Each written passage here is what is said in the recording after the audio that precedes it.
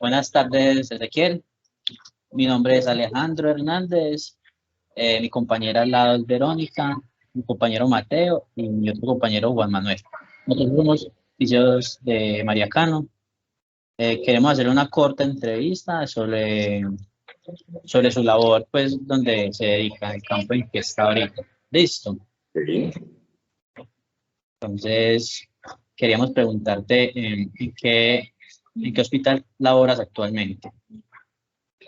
Bueno, como ya tú mencionaste, mi nombre es Ezequiel Figueroa, yo soy fisioterapeuta de profesión. Ahora mismo me encuentro laborando en la ciudad de Medellín, en el Hospital La María, Barrio Castillo. Ok, ¿en qué especialidad te dedicas en tu campo? Estoy ahora mismo de fisioterapeuta de UCI en la parte de terapia respiratoria, ejerciendo mi labor como fisioterapeuta en la unidad de cuidados intensivos, pero desde la parte respiratoria. Okay. ¿Y ahorita qué jornada tienes? Mi turno, pues por lo general son corrido, noche, posturno, descanso. Y bueno, y estoy de posturno, de descanso, perdón. Pues ahorita pues con la cuestión del COVID, me imagino que esos turnos son una locura.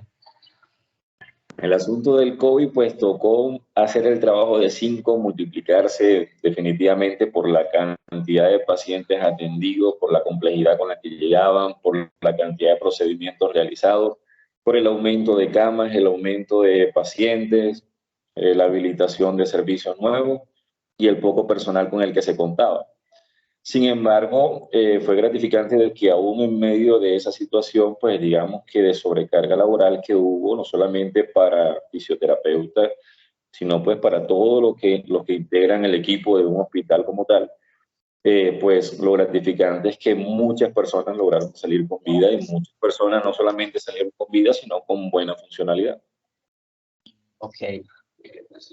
Dentro de tus labores, ¿qué funciones tienes al cumplir o cómo las ejerces en un día normal sin contar lo de la pandemia? Un día normal. Bueno, nosotros iniciamos el turno, pues recibiendo turno del compañero, donde obviamente menciona todos los aspectos relevantes de la condición del paciente, antecedentes, diagnósticos, rayos X, exámenes realizados, laboratorios, cualquier cosa o examen que tenga alguna novedad. Después de eso nosotros verificamos laboratorio, los interpretamos principalmente de gases arteriales, verificamos radiografías recientes, aspirados traqueales, diagnósticos de neumonía asociada a la ventilación, miramos parámetros ventilatorios, mecánica ventilatoria, y pues procuramos hacer eso y tenerlo todo listo antes de la ronda médica, para que cuando empiece la ronda médica, que inicia al comienzo de turno, pues tengamos todos esos datos para en conjunto con el equipo interdisciplinario tomar las decisiones pertinentes. Después de la ronda médica que se define el plan a seguir del día con el paciente, pues una de las cosas necesarias o de las cosas que se hacen en el día es la protección de la vía aérea, mantenerla limpia, realizar aspiración de secreciones, programar el ventilador, estar pendiente de la mecánica ventilatoria del paciente, ponerlo a trabajar también pues para que la liberación sea más rápido, para que la recuperación sea progresiva y por menor tiempo posible. Se hacen las notas de evolución correspondientes a los procedimientos realizados, una nota de recibido, de nota también de cualquier cambio que se le haga a nivel ventilatorio, porque de todas formas la evolución pues como historia clínica es un documento legal en el que todo debe estar escrito y cualquier cosa que se omita pues juega en contra de uno de manera legal, entonces todo debe ser escrito. Además de las notas, pues ya al finalizar se entrega turno y se comenta todo lo relacionado al paciente, desde lo mínimo hasta lo máximo. Con respecto a lo que me acabas de decir, ¿crees que cuentas con el material, elementos y condiciones óptimas para realizar el trabajo? De hecho, sí, el hospital está bastante dotado en cuanto a insumos, materiales. De pronto en la pandemia escasearon algunos, pues por la exigencia, la cantidad que era necesario en los diferentes centros. Pero ahora mismo el hospital cuenta con todo lo necesario para uno abordar al paciente de una manera integral, desde los dispositivos de oxigenación hasta prácticamente todo lo que tenga que ver con relación a la rehabilitación, no solamente pulmonar, sino la rehabilitación física, iniciando desde que llega el paciente hasta que se va. Cosa que no todos los hospitales cuentan con eso. Pacientes que desafortunadamente, pues por la misma condición del hospital o por la misma condición de la EPS que no autoriza ciertos exámenes, ciertas cosas o procedimientos para ellos, pues digamos que esas consecuencias se ven repercutidos en ellos en el asunto de la disponibilidad de insumos, pues que no en todos los hospitales cuentan con eso. Claro, entiendo perfectamente.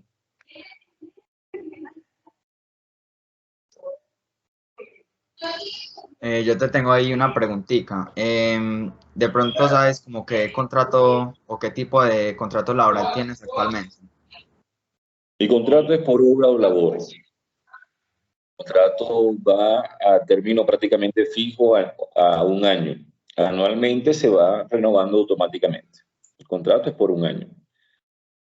Hay unas instituciones que sí hacen contrato a término indefinido, que es lo ideal, pero a pesar de que inclusive nuestro contrato es por obra o labor y es a término fijo, por menos a un año, contamos con todas las prestaciones sociales. Ah, ok. ¿Cuentas con tarjeta profesional? Sí, claro. De hecho, por ley, para poder ejercerla se necesita tarjeta profesional. Otra cosa que se nos olvidó, ¿de qué universidad perteneces? ¿De qué universidad fuiste egresado? Bueno, yo soy de la Universidad Simón Bolívar de Barranquilla. Y aún desde Barranquilla trabajé la fisioterapia en muchos campos. Yo creo que yo he pasado por todos los campos de la fisioterapia y por eso me encanta la carrera como tal. Es más, si me dan la oportunidad ahora mismo de estudiar otra carrera, vuelvo y estudio fisioterapia, porque la he podido disfrutar desde la parte deportiva, rehabilitadora, neurológica, desde la parte física, de la parte osteomuscular, desde la parte de fracturas, o sea, prácticamente de todo. Y ahora, últimamente, desde que empezó la pandemia hasta la fecha, en la parte de cuidados intensivos. Listo. Yo te tengo una pregunta. Inicialmente, ¿qué fue lo que te motivó a estudiar fisioterapia? Bueno, no estudié, yo estuve prestando servicio militar. Y en el servicio militar, pues, observé compañeros que estaban accidentados por situaciones en las que sufrieron en algunos, debido a una caída que tuvieron, luxación de rodilla, luxación de tobillo. Yo los acompañé nuevamente pues, a la base militar y me di cuenta cómo el médico que estaba ahí se encargó de volver esas articulaciones a su lugar. Me llamó la atención, pues con una maniobra tan sencilla como volvía un tobillo a su posición, como volvía una rodilla, un hombro a su posición. Y le pregunté con relación a eso de cómo, qué se debía estudiar para aprender eso. Entonces él me dijo que la medicina pues se enseña, pero más que todo es de la especialidad de fisiatría o estudiar la fisioterapia, que enseñan eso en cierta medida también. Claro está que para ejercer eso, pues también se necesita su diplomado, por lo menos en terapia manual ortopédica o otros estudios complementarios como tal para poder uno hacer esas maniobras. Exactamente. ¿Tú crees que el servicio es bien remunerable? La verdad no. Sí. La fisioterapia es más remunerada, empezando por ahí. Es más, en mi experiencia de trabajo en Barranquilla, yo inicialmente cuando me gradué, yo no trabajé en la parte de unidad de cuidados intensivos porque principalmente en la costa es muy mal paga en unidad de cuidados intensivos. Bueno, un fisioterapeuta de UCI, a diferencia de acá del interior que se ve la profesión de terapia respiratoria, allá en la costa no se ve el terapeuta respiratorio. El fisioterapeuta está en capacidad para atender un paciente ventilado. Obviamente, en las modalidades, en la universidad que le enseñan a uno, pues, modalidades cinéticas, neumáticas, uno ve también la parte de oxigenoterapia y hace diplomados, cursos, y todos los cursos que tengan que ver de RCP básico, avanzado, toma de muestra, todas esas cosas para poder trabajar en un hospital. Debido al mal pago que tenían los hospitales pues antes de la pandemia en cierta manera ayudó de que valoraran un poco más el trabajo. pues yo no me estaba dedicando a la parte de cuidados intensivos porque yo decía, "No, para trabajar 12 horas, que cayera día, noche, domingo, festivo, como quisieran ellos, por el mismo sueldo que me estoy ganando yo, trabajando de 8 a 12 y de 2 a 5 en una fundación, teniendo sábado y domingo libre y lunes festivo, yo en cuidados intensivos no trabajo ni loco". Cosa que sí empecé cuando empezó la pandemia por el hecho de que los salarios aumentaron. Y la verdad, desde que empecé a trabajar en la parte de cuidados intensivos, pues me ha encantado muchísimo. Otra pregunta, Ezequiel. ¿Te encuentras agremiado en alguna entidad? Y de no ser así, ¿qué agremiaciones conoces con respecto al campo de la fisioterapia? En agremiación como tal, pues conozco la escuela de fisioterapia, que de hecho, pues uno está incluido en eso. Sin embargo, agremiado en sí de manera activa no me encuentro en ninguna ahora mismo. Listo. Y ya pues, lo último como para culminar, ¿tienes alguna idea de la ley 528? De hecho, la ley 528 es la que rige toda nuestra profesión. Y principalmente uno siempre tiene que saber en qué se está metiendo. Entonces, es importante que uno como estudiante no solamente conozca lo que lo rige a uno, lo que uno puede o está facultado para hacer, sino como consejo, cuando ustedes empiecen a laborar en una institución también, aunque parezca tedioso, leerse también el reglamento interno de trabajo, las cosas que sí se pueden hacer, si no se debe hacer, a qué tenemos derecho, a qué tenemos deberes, porque eso lo lleva a uno, digamos que a hablar con propiedad y de defender los principios, de defender el criterio de uno como profesional en las cosas que se puedan presentar. Claro, tienes toda la razón en lo que dices, Ezequiel. ¿Algún consejo que le das a los futuros fisioterapeutas? Nunca se queden conformes con el conocimiento que tienen. De hecho, mientras puedan aprender, el conocimiento nunca está de más. Así sea que sea de nuestro campo, que no sea de nuestro campo, el conocimiento y la experticia en algo marca la diferencia entre un profesional y otro. ¿Cuántos fisioterapeutas hay en Colombia? Miles. ¿Cuántos saben hablar inglés? Yo creo que ni la mitad. ¿Cuántos fisioterapeutas hay? Un montón. Pero el conocimiento que tú tengas extra en algo, así sea que no competa lo que tú estás haciendo, marca la diferencia entre ti y otro profesional. Así es que cuando estén en un lugar de trabajo, ya sea una fundación, ya sea un centro de rehabilitación, ya sea un hospital, aprovechen el tiempo al máximo para aprender. Siempre hay tiempo, siempre se puede estudiar, siempre se puede leer, por más ocupado que uno esté, por mayor cantidad de turnos que uno tenga. Nunca se queden cortos con el conocimiento, nunca traigan entero, siempre pregunten, porque si hay algo que pasa no solamente en la fisioterapia, sino en los profesionales en general, es que hacen las cosas muy mecánicamente, en el sentido de que, hey, ya yo soy práctico, hago tal cosa porque yo veo un paciente así, listo, ya eso yo lo acomodo así, le trabajo la marcha de esta forma, le rehabilito este músculo así, o le mejoro la respiración, la frecuencia cardíaca, gasto cardíaco, lo que se debe utilizar de cierta manera. Y lo hacen mecánicamente. Y cuando uno le pregunta, bueno, ¿y por qué así y por qué no de otra forma? Entonces se quedan cortos. Y la fisiología es importantísima aprender, porque la fisiología en la fisioterapia es lo que te dice el por qué tú estás haciendo, por qué son 3 series de 10 repeticiones, por qué no 3 series de 12, por qué no 3 de 15, por qué un intervalo de descanso de 30 segundos, por qué no mejor un intervalo de descanso de 10, porque una contracción isométrica de 1 minuto, porque es mejor una contracción isométrica de 20 segundos. Entonces, cuando tú conoces la fisiología, cuando tú sabes el porqué de las cosas, eso te lleva a trabajar de manera más integral, con más conciencia de lo que tú estás haciendo. Claro, muchísimas gracias por ese consejo, Ezequiel. Lo tendremos muy en cuenta y presente siempre. Yo creo que eso... No sé si mis compañeros tienen algo más que aportar, que preguntarte. Yo tengo una, por decirlo, última pregunta, que es que, ¿cuál crees que es el impacto que tiene la fisioterapia en la sociedad?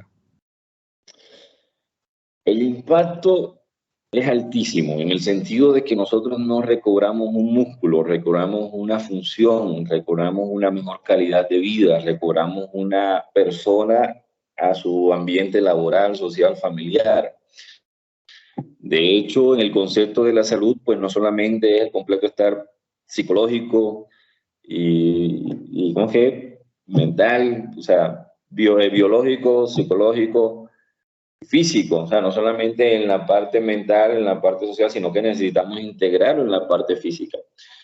El impacto es que, por ejemplo, si tú recobras a un paciente que no puede caminar por un accidente o algo, no solamente le estás enseñando a caminar nuevamente, sino que esa persona, pues, en su grado de funcionalidad, acorde a lo que tú le hagas, pues puede recuperar su vida como en corriente, lo estás reintegrando a una parte laboral, lo estás haciendo funcional totalmente. Y eso, pues, es muy gratificante en el sentido de que no solamente estoy trabajando por un movimiento, sino que eso repercute de manera positiva en todos los ambientes en los que se puede desenvolver esa persona que tú estás tratando. Muchas gracias.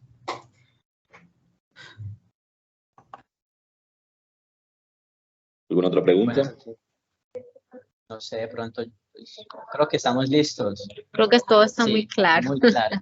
Muchísimas gracias, Ezequiel, por el tiempo que nos prestaste para esta Hombre, entrevista. y ánimo con lo que están estudiando. Yo, la verdad, como les comenté al comienzo, a mí me encanta mi carrera. Me encanta porque la he podido disfrutar en todos los aspectos. Y llevo, ¿qué? 3 años trabajando. Hace 3 años me gradué, apenas voy a empezar la especialización. Pero lo que sí les digo es que la experiencia no está determinada por el tiempo, sino por la actitud y disponibilidad que tenga una persona o la disposición que tenga una persona de aprender. Una persona puede llevar 15 años trabajando haciendo lo mismo y haciendo exactamente lo mismo todos los días sin saber el por qué lo está haciendo. Mientras que una persona puede llegar con 1 año, con 4 meses, con 3 meses, con 2 meses y aprender lo que esa persona lleva 15 años aprendiendo, haciendo. Entonces, yo mido las experiencias así. De hecho, una vez en una entrevista laboral me preguntaron, o sea, tú llevas, hace 2 meses te graduaste, ¿por qué tengo que contratarte a ti y no contratar a estas personas que tienen más años de experiencia que tú? Pero como te digo, el tiempo no determina la experiencia. Y he tenido la oportunidad en el poco tiempo que llevo trabajando en unidad de cuidados intensivos aprender de la mano del grupo de intensivistas, de médicos, de especialistas, infinidad de cosas y aún inclusive del equipo de enfermería, de auxiliares de enfermería, de todo. Les pregunto ahí, ¿cómo se hace esto? O explícame esto que estás haciendo tú, aunque no sea de mi profesión. Entonces, el ánimo hacia ustedes es que aprovechen cualquier cosa, cualquier motivo para realizar procedimientos, para aprender, porque es que eso que ustedes hacen de más marca la diferencia entre un profesional a otro. Además de que la motivación que ustedes tengan para aprender, pues los va a llevar a ustedes muy lejos en el campo profesional. Muchísimas gracias, Ezequiel. Listo, siempre a la orden. Listo. Gracias. Gracias. Listo, gracias. Que tengas una feliz tarde. Gracias. Igualmente. Luego.